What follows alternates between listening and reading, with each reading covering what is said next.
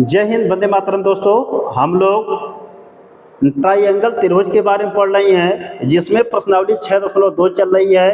प्रश्नावली 6.2 में देखिए प्रश्न 1 है और प्रश्न 2 के बारे में आपको बता दिया गया है। प्रश्न 3 से आप लोगों को बताना है। तो दोस्तों, आप लोग इस YouTube चैनल से क्लास 10th की कंप्लीट तैयारी आप लोग कर सकते हैं। अगर आप लोग 2025 के टॉपर बनना चाहते हैं तो इस YouTube चैनल से आप लोग जुड़े रहिए और इस YouTube चैनल को आप लोग सब्सक्राइब कर लीजिए, इसको लाइक करते रहिए और कमेंट करते रहिए और जानते कि वीडियो को वॉच करते रहिए।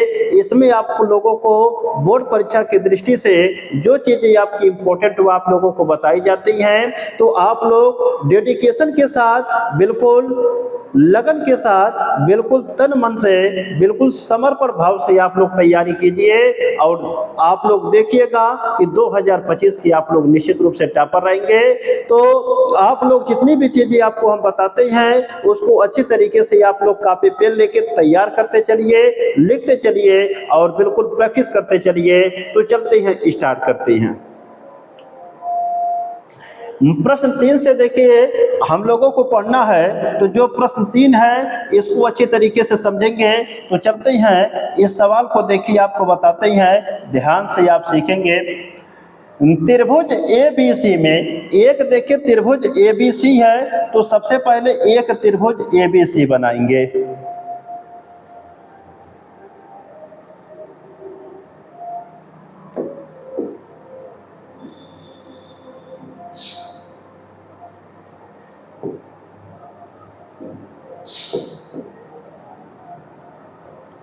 यह देखिए एक त्रिभुज आपको ABC दिया गया है, तो सबसे पहले एक त्रिभुज आप ABC बनाएंगे, ABC। इसे देखिए हम हल करते हैं, ध्यान से आप लोग समझेंगे। इस सवाल में बहुत ही अच्छा सवाल आपको दिया गया है। त्रिभुज ABC में तो एक त्रिभुज आपको देखिए ABC दिया गया है, तो त्रिभुज ABC में बिंदु P और Q, जो बिंदु P और Q क्रमशः भुजाओं CA, तो देखिए जो भुजा आपको CA दिया गया है, इस पे एक बिंदु आपको P दिया है, तथा CB, तो जो CB आपको दिया गया इस पर एक बिंदु आपको देखिए क्या दिया गया है, Q दिया गया है। इस प्रकार स्थित है कि CA, तो जो देखिए आपको CA दिया गया है, जो आपको देखिए CA, यह जो CA आपको दिया गया है,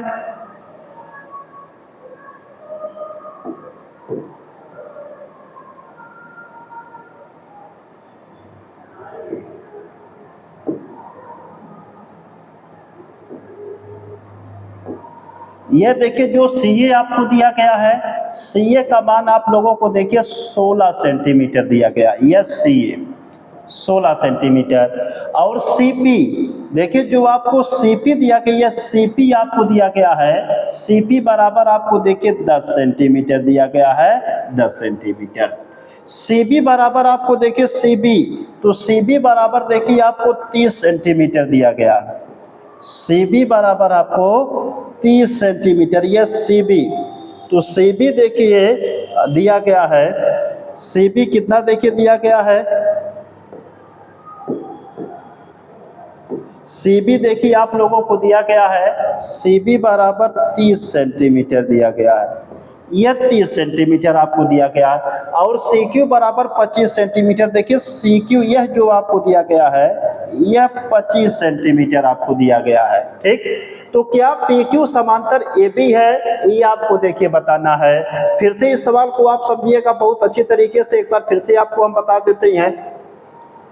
त्रिभुज ABC में तो सबसे पहले ABC एक त्रिभुज हम खींच लेंगे, बिंदु P और Q, जो बिंदु P दिया गया और बिंदु Q दिया गया है, क्रमशः भुजाओं, जो भुजाएं देखिए आपको CA दिया गया है तथा CB दिया गया है, पर इस प्रकार स्थित है कि मतलब इन दोनों भुजाओं पर स्थिति इस प्रकार है कि सी ए, ये देखिए सी ए, ये टोटल मान आपको दिया गया 16 सेंटीमीटर। सी पी, तो सी पी देखिए आपको यहाँ से लेके यहाँ तक का दिया गया 10 सेंटीमीटर। सी बी, यहाँ से लेके यहाँ तक का आपको दिया गया 30 सेंटीमीटर। और सी क्यू, यहाँ से लेके यहाँ तक का आपको दिया गया 25 सेंटीमीटर। तो आपको बताना क्या पी क्यू समांतर ए बी है।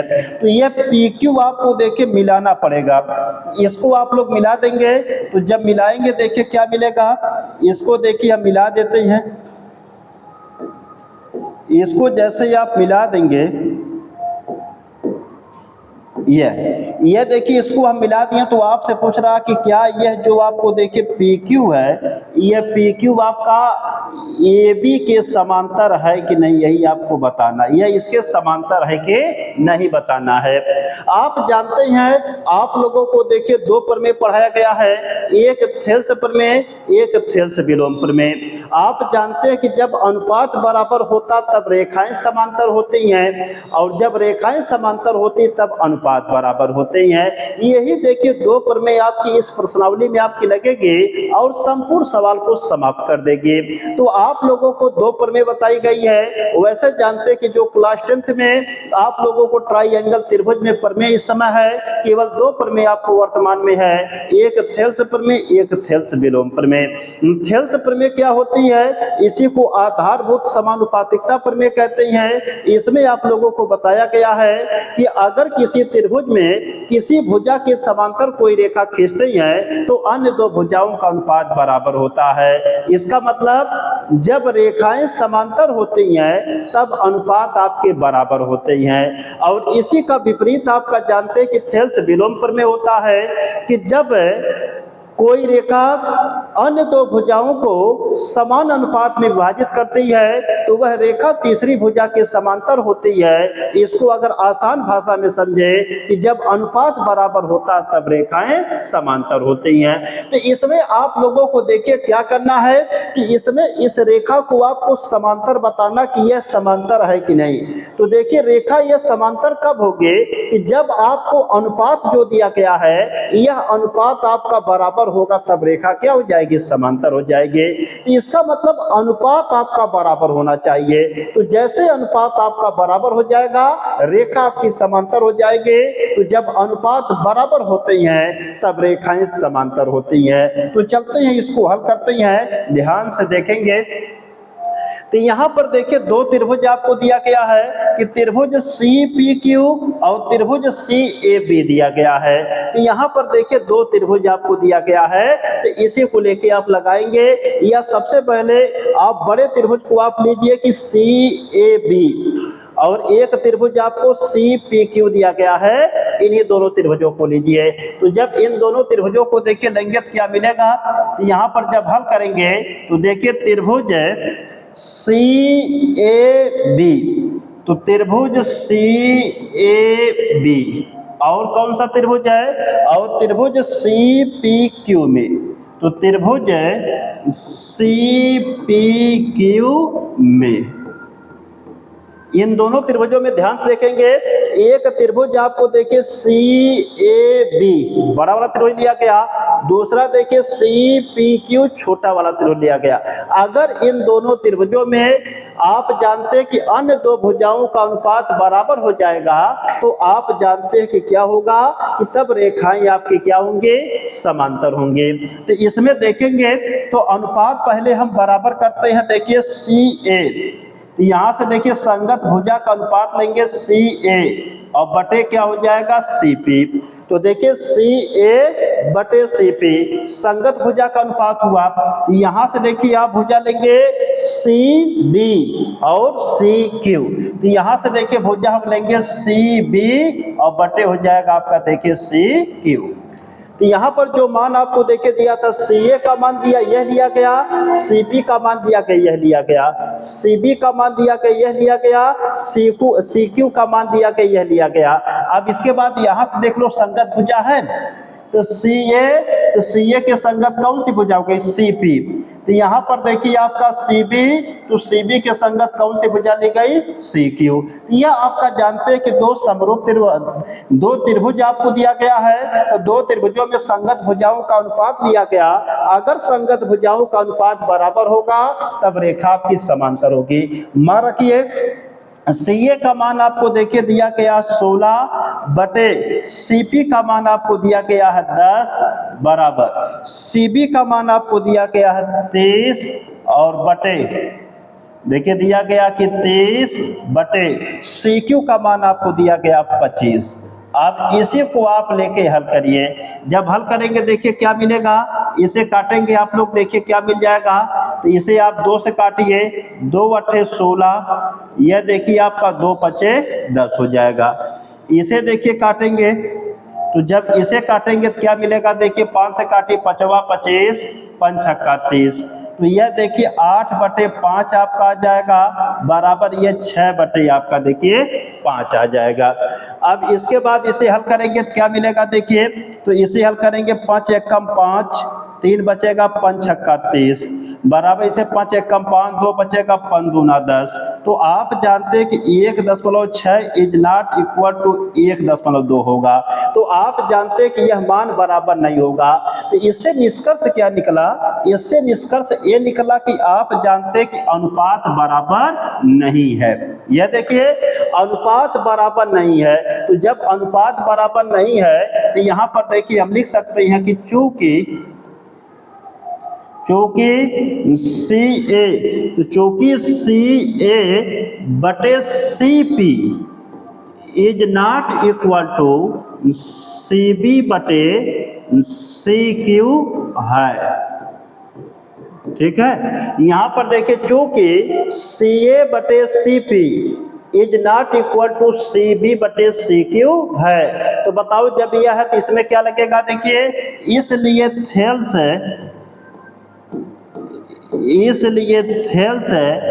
विलोम प्रमेय से आपका होगा, इसलिए थेल्स विलोम प्रमेय से, इसलिए थेल्स विलोम प्रमेय से, तो थेल्स विलोम प्रमेय से क्या होगा कि थेल्स विलोम प्रमेय से तो आपका देखिए हो जाएगा कि P Q is not parallel to A B हो जाएगा। तो आपका हो जाएगा P Q is not parallel to क्या हो जाएगा, ए बी हो जाएगा। तो यह आपका देखिए समांतर नहीं होगा, आता है पी क्यू ए बी के समांतर नहीं है, ए बी के समांतर नहीं है, ए बी के समांतर नहीं है, तो ए बी के समांतर नहीं है। तो इसका उत्तर क्या हो जाएगा, नहीं। तो आपसे पूछ रहा कि बताइए कि समांतर है कि नहीं, तो समांतर नहीं होगा। ये सवाल आपका कंप्लीट लग चुका है, आप इसका स्क्रीनशॉट लेके नोट कर लीजिए, इसको फिर से हम समझा देते हैं।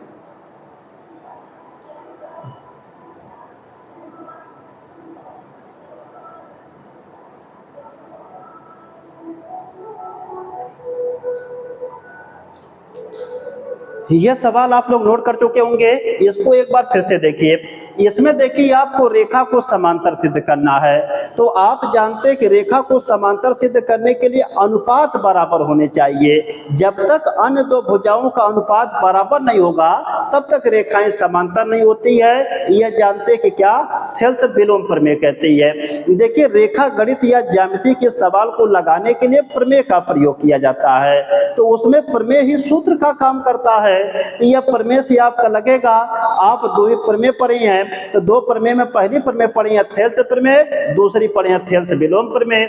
इसमें आपको सिखाया क्या गया कि अगर अनुपात बराबर होगा तो रेखा समांतर होगी, अगर रेखा समांतर है तो अनुपात बराबर होंगे। तो इसमें आपको जानते हैं कि रेखा को समांतर सिद्ध करना है, तो रेखा समांतर तभी होगी जब अनुपात बराबर होंगे। तो सबसे पहले हम अनुपात निकाल के चेक करेंगे बराबर है कि नहीं। तो जब अनुपात बराबर हो जाएंगे तो रेखा समांतर हो जाएंगे। इसलिए जैसे देखिए प्रश्न प्रश्न के अनुसार ये चित्र बना लिए।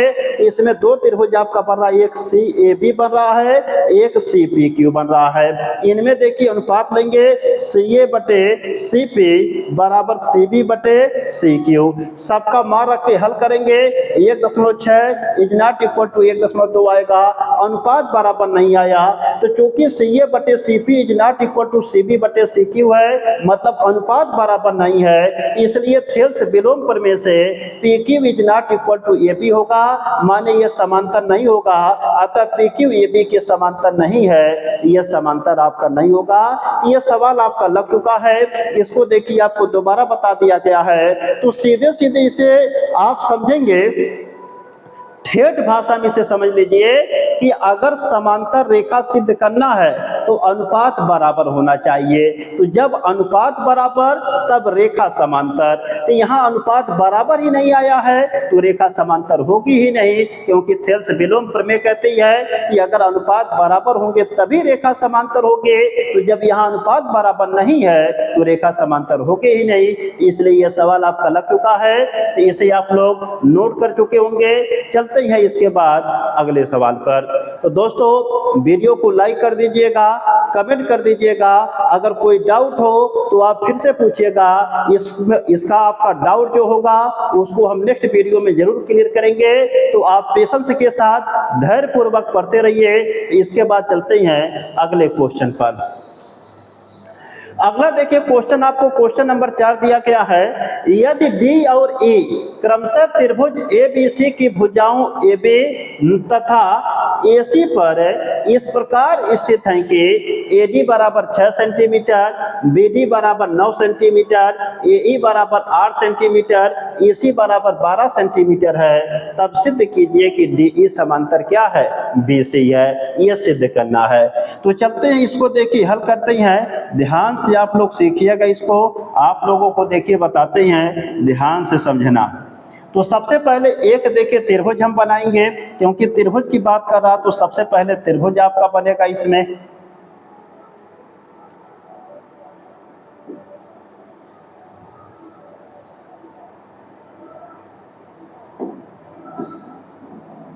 यह देखिए त्रिभुज आपको दिया गया, यह देखिए त्रिभुज आपका हो गया।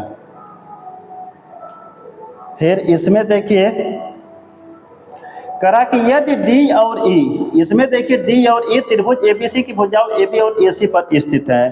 तो चलिए एक रेखा भी इसमें बना लीजिए, तब क्लियर हो जाएगा, पूरा कंप्लीट हो जाएगा चित्र।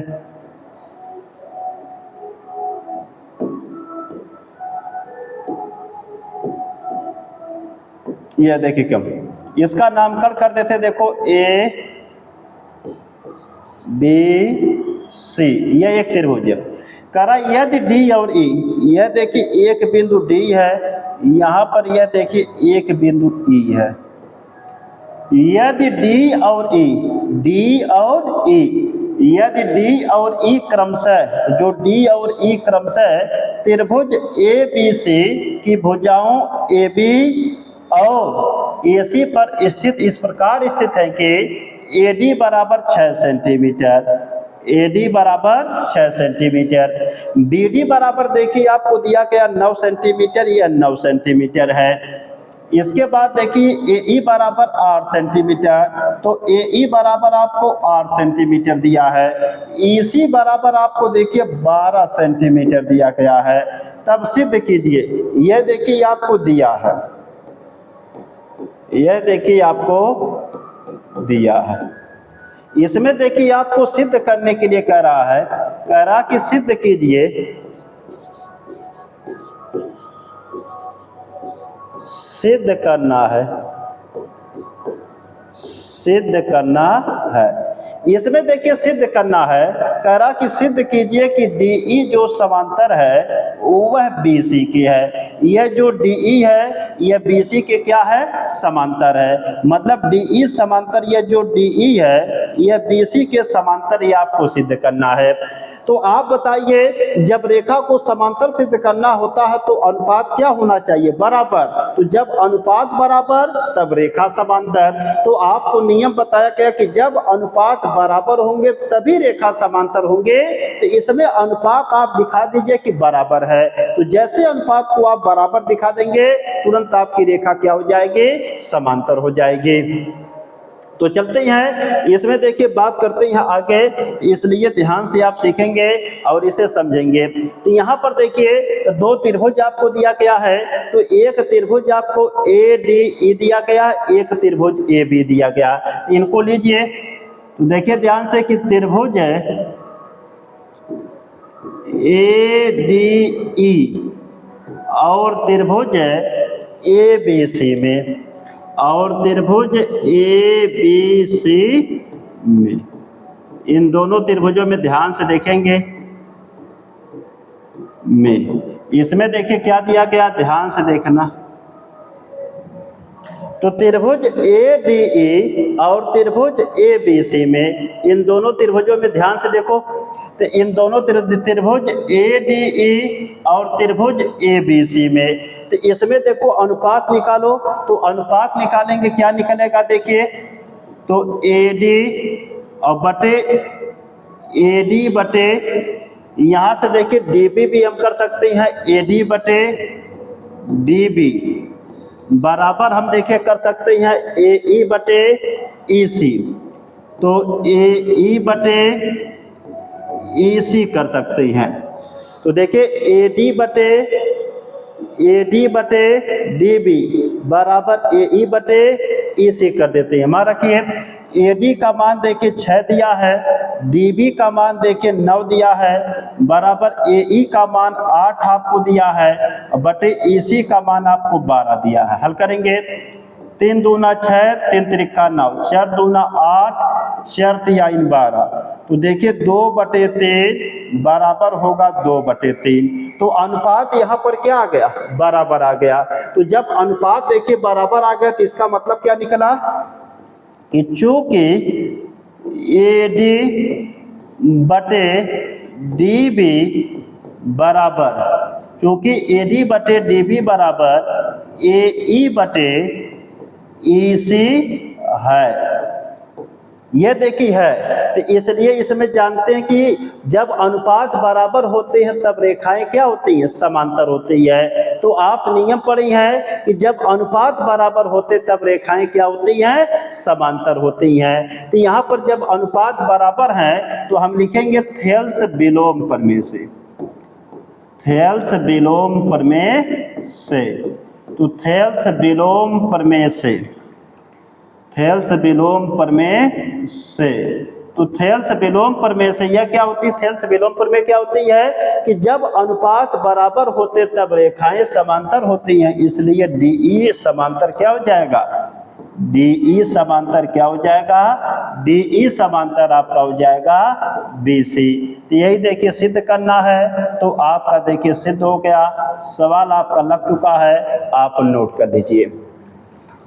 यह सवाल कंप्लीटली आपका लग चुका है, आप स्क्रीनशॉट लेके इसको नोट कर सकते हैं।